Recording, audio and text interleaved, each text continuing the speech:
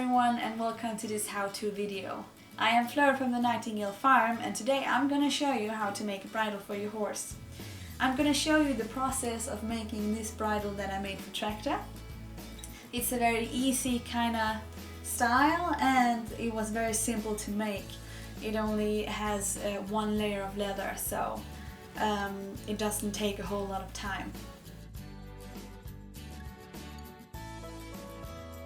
I made this the way it is because I'm only going to use it for my academic bit, so it doesn't need a whole lot of durability. It can be quite elegant and simple. And I'm also going to show you a bit from the blue one that I recently made.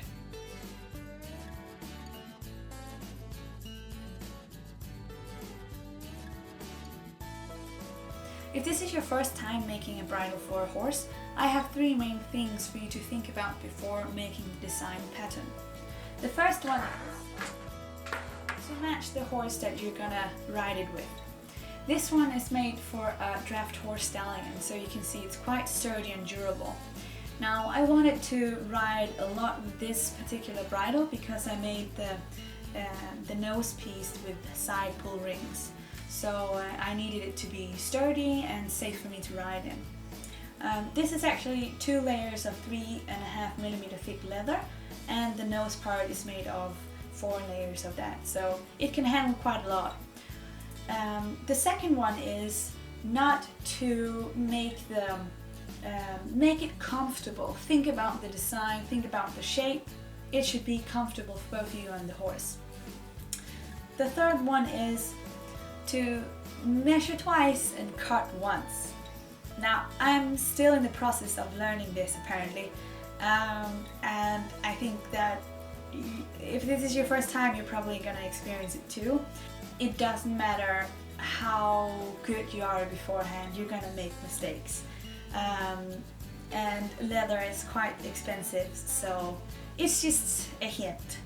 Measure twice, be sure, and then cut once. I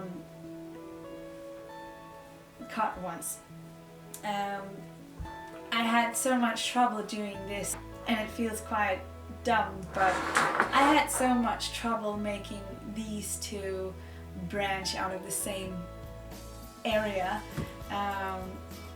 I visualized it in my head, but when I needed to make the brow band, especially this part up here that needed to I didn't know beforehand how long it was gonna be, and I think the first time I measured I thought, oh well, yeah, this will fit nicely, I'm very sure that this will go together, and I made it so it could start from here. I think I totally overshot it, but it turned out okay. When it's like that you make something too long, it's always nice than making something too short. That's a lot worse. So yeah, that is the main 3 things. Make the right bridle for the right horse, keep it safe to ride in, keep it comfortable. And of course measure twice, cut once. Let's go ahead.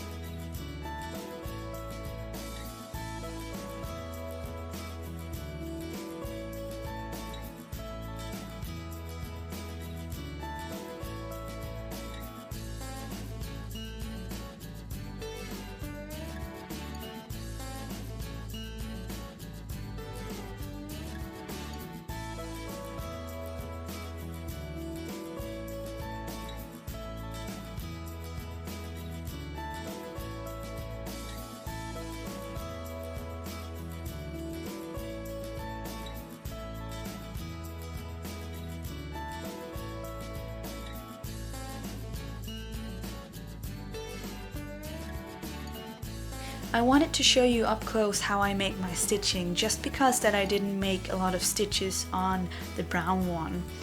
And this one, the edge groover, it's actually a very important tool in doing that. What it does is that it makes a it makes an edge groove that you hide the stitches in, so the stitches becomes the same height as the leather you're sewing on. This will make it more sturdy for wear and tear. You're not gonna come in contact with the stitches as much as if they were on top of the piece. So you can see they're quite hidden. After you've used the edge groover, you want to mark where you're gonna make the holes for your stitches. And here you use the marking wheel that I showed you to. And you just go along in the edge groove like this. And there you have your stitches.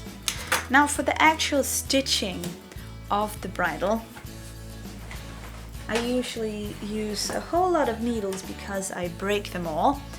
And if it's too many layers that it's too tough for my fingers to make the stitches like this one was, I want to show you.